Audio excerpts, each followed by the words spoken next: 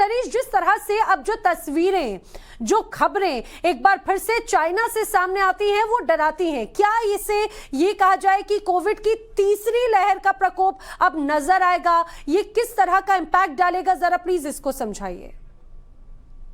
नैना जी, ये सवाल तो अब सबके मन पे है कि जो चाइना में इतना विस्फोट हुआ है कोविड का, एक तो ये कौन सा सब वेरिएंट है कोरोना का कि इतनी सारी तादाद को उसने इफेक्ट किया है जी। और ये भी रिपोर्ट्स आ रही हैं, अब उसका रिलायबिलिटी का पक्का पता नहीं कि कितनी डेथ्स हो रही हैं, क्योंकि ये बात आप देखेंगे अगर जो हिंदुस्तान में, तो आजकल सारी इंडिया में हमारी पॉपुलेशन को मिला के कोई 3,500 केसेस रिपोर्ट हुए। इसका मतलब ये नहीं कि है ही 3,500, क्योंकि अब आहिस्ते आहिस्ते लोगों ने टेस्ट कराने बंद कर दिए, और जिसको खांसी जुकाम होता है वो अपना सोचता है कि ये फ्लू ही है, तो इसको टेस्ट कराने की जरूरत नहीं है, क्योंकि उनके सिम्टम्स काफी माइल्ड है।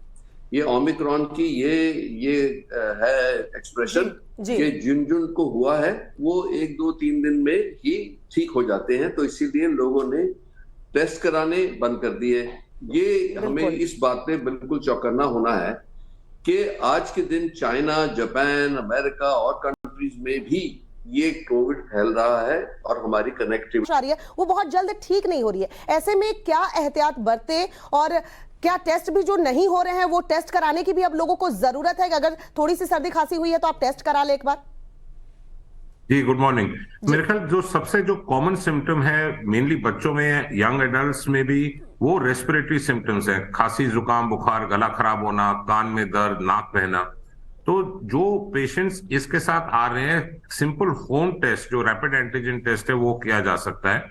अगर सिम्टम्स बहुत सस्पिशियस हो तो हम जो RT-PCR वो कर सकते हैं। होम आइसोलेशन इंपॉर्टेंट है 5 और 7 दिन के बीच में, एंड मास्क पहनना जरूरी है।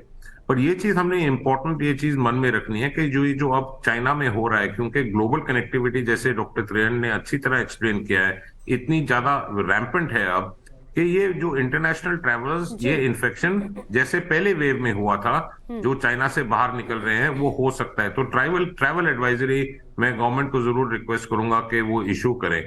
पर ये जो ओमाइक्रॉन है इतना भी माइल्ड नहीं है जितना लोग सोच रहे हैं, क्योंकि अब जो सब वेरिएंट्स हैं वो ज्यादा इम्यून एस्केप शो कर रहे हैं, वैक्सीन एस्केप शो कर रहे हैं।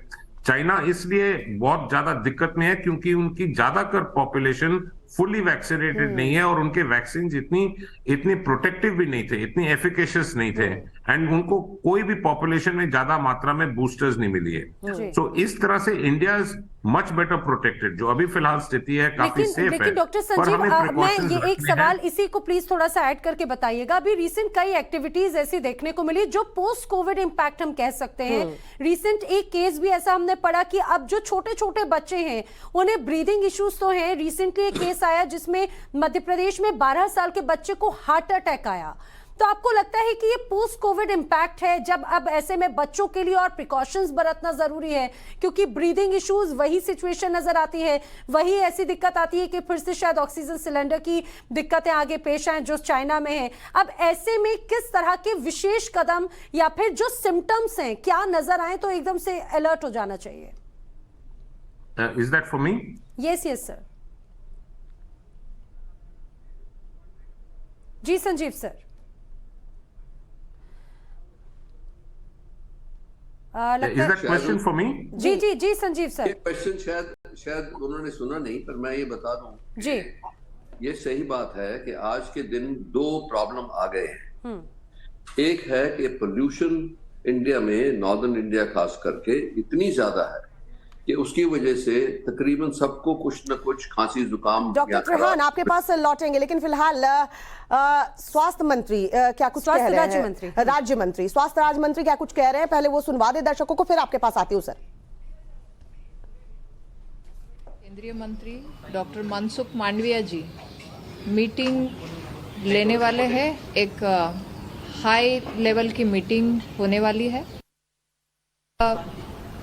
जैसे कि आपने कहा कि कोरोना के लेकर केसेस की स्थिति क्या है, इसका इस मीटिंग में सर एक रिव्यू लेने वाले हैं, और ज़रूर जुटा रहा और आज अगर 220 करोड़ से हम पार कर रहे हैं वैक्सीनेशन, तो स्थिति हमारी अच्छी रही। भारत ने एक अच्छा सक्सेस ड्राइव चलाया और इसी दिशा में आज ये मीटिंग लेने वाले हैं कोरोना की स्थिति को लेकर। यानी कि एक अहम बैठक होगी, आने वाले वक्त को लेकर जो गाइडलाइंस है, जो प्रोटोकॉल है, उस पर जरूर चर्चा की जाएगी। डॉक्टर त्रेहान, आप बता रहे थे कि कौन से ऐसे सिम्टम्स आपको अलर्ट मोड पर डाल देते हैं और पोस्ट कोविड इम्पैक्ट पर अपनी बात प्लीज बताइए।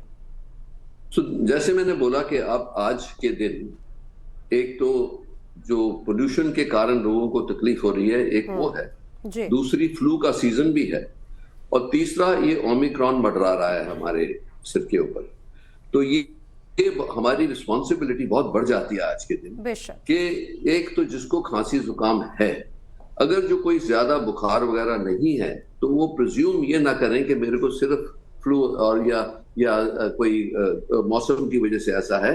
उसके लिए इमीडिएटली अपने आप को आइसोलेट करें, मास्क पहने, और वो बाहर जाना या फैमिली के साथ मिलना जुलना थोड़ा कम कर दें। सो आइसोलेट कर लेंगे 3, 4, 5 दिन। हम 5 दिन की बात करते हैं कि उसमें वो खत्म हो जाता है, और 7 डेज में तो वैसे भी उसकी इन्फेक्टिविटी खत्म हो जाती है ओमिक्रॉन की। पर ये जरूर है, जैसे गवर्नमेंट ने भी बोला है कि सारी स्टेट्स में जैसे ही कोई केस डिटेक्ट होते हैं, उनके लिए हमें उनकी जीनोम सीक्वेंसिंग इमीडिएटली करानी है कि ये पता यानी सरकार की तरफ से भी कदम जो है उठाए जाने चाहिए, और खुद भी हमें प्रिकॉशन लेना होगा डॉक्टर त्रेहान, कि किस तरीके से हम, जैसे कोविड के फर्स्ट फेज या सेकंड फेज में कहे, जब पहली और दूसरी लहर आई थी तब हमने लिया था, उस तरीके से हमें प्रोटोकॉल को फॉलो करना चाहिए। डॉक्टर त्रेहान, डॉक्टर संजीव, बहुत बहुत शुक्रिया